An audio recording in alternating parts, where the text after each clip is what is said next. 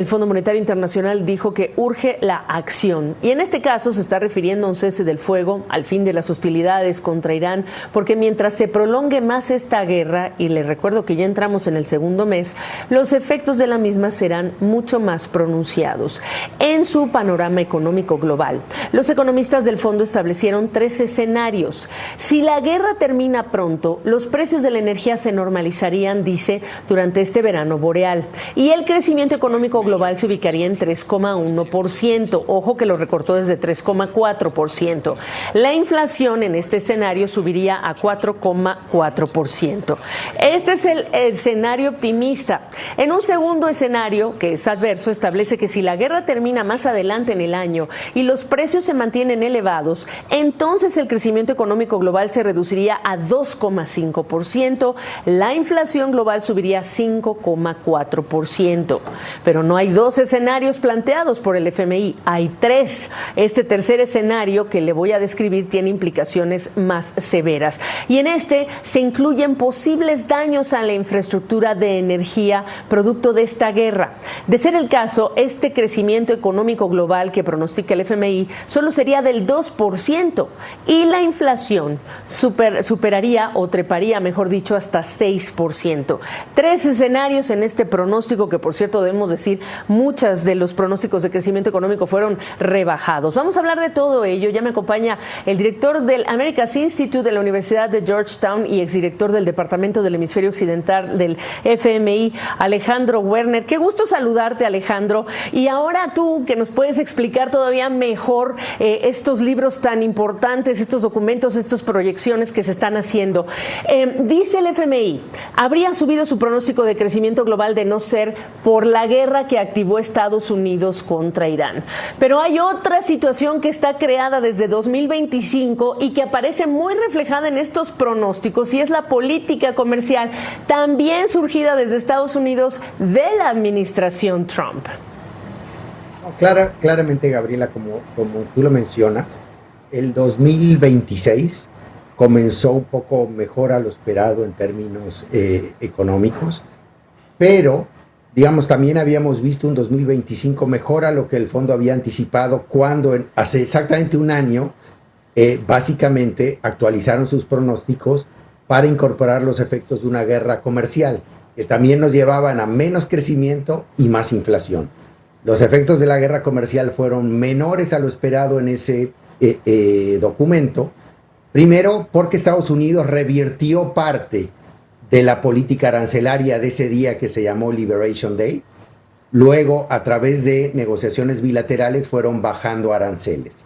Y en segundo, porque tampoco el Fondo Monetario ni muchos analistas anticiparon los efectos muy positivos sobre el crecimiento económico, sobre todo a través de la inversión, del boom de la inteligencia artificial, ¿no? Todo lo que se ha hecho para establecer centros de datos, etcétera, que tuvo un efecto positivo en el crecimiento. Sin embargo, el Fondo Monetario Internacional y muchos analistas esperaban que algo de lo que no vimos en 2025 de inflación y de efecto de la inflación sobre el poder adquisitivo de las personas se viera en 2026. Entonces, lo que tú dices, todavía falta algo de lo negativo del 2025 del 2026, y luego, ahora, digamos, tenemos los efectos de esta guerra, que desde el punto de vista mecánico, obviamente lo más importante son el costo humanitario de estas acciones y el hecho de que nos estamos moviendo a un entorno mundial en donde la guerra empieza a ser un mecanismo, digamos, más frecuente. Pero desde el punto de vista económico, ¿cuál es el impacto principal? Obviamente es la energía, es el petróleo. Esta guerra se está dando en el centro de la generación de la oferta energética de crudo, de gas mundial. Menos que hace 30 años, pero sigue siendo muy relevante.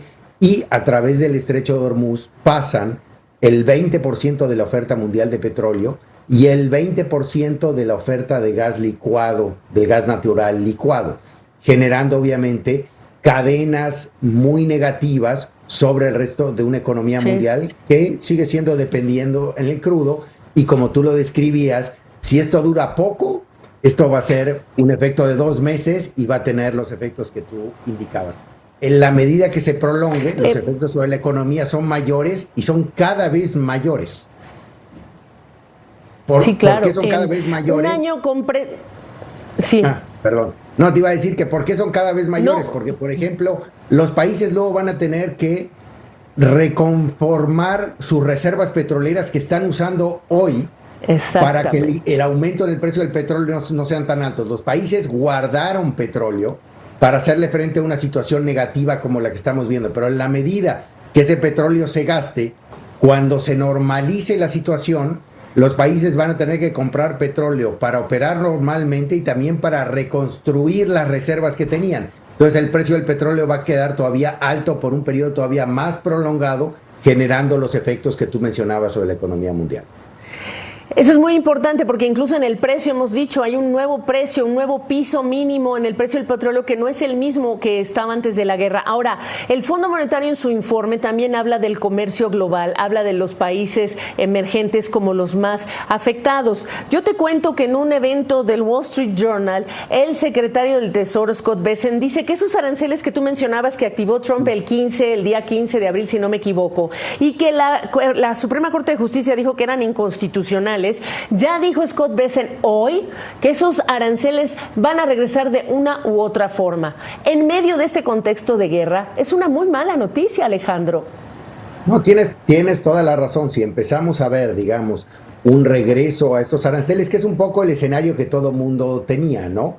Que Estados Unidos, el gobierno de Estados Unidos iba a encontrar la manera de volver a establecer aranceles. Sin embargo, los aranceles o las vías legales que tiene para establecer aranceles son más limitadas que la vía que rechazó la Suprema Corte. Entonces probablemente veamos un regreso de los aranceles, pero los veamos de una magnitud menor y probablemente de manera más homogénea alrededor del mundo. Entonces el impacto va a ser un poco nocivo, pero como tú dices, se nos va a sumar guerra en Medio Oriente con una segunda etapa de guerra comercial, y también hay que agregar que el gas natural es un insumo muy importante para la cadena de generación de productos alimenticios a través del fertilizante.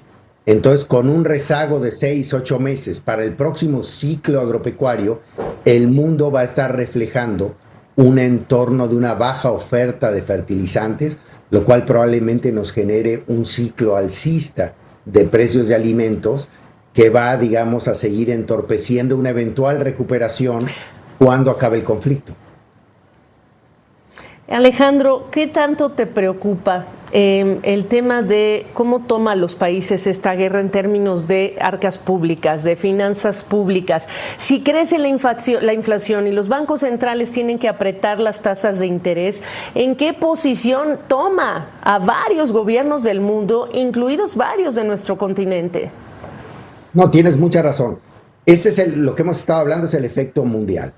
Luego, obviamente hay que diferenciar entre países productores de petróleo y países importadores de petróleo. Sí, sí. En los países importadores de petróleo, muy probablemente los gobiernos van a tratar de proteger a sus ciudadanos, limitando la subida de precios, lo que va a llevar a un incremento en los subsidios, en el apoyo público al consumo de energéticos, lo cual va a debilitar más las finanzas públicas, va a generar un aumento mayor al que habíamos anticipado en la deuda pública y presionar las tasas de interés, y poniendo a estos gobiernos, como tú mencionas, en situaciones más débiles desde el punto de vista de deuda pública, que si además vemos un aumento en tasas de interés por el fenómeno inflacionario, pues obviamente estos países van a estar un poco más cercanos a problemas de endeudamiento. ¿Cuáles son los países en América Latina con deuda más alta? Primero está Brasil, después está Colombia, después, digamos, de los países grandes está México, y luego viene una situación mucho más tranquila Chile y Perú. Entonces, ese sería un poco el ranking. Brasil, un país exportador de petróleo, hoy el principal productor de petróleo en América Latina. Colombia también productor de petróleo, y México importador en el margen de productos petrolíferos, ¿no? Entonces, claramente una situación delicada, tanto del frente de crecimiento, finanzas públicas y el frente inflacionario. Se nos acabó el tiempo, pero siempre es un gusto escucharte. Gracias por esta conversación.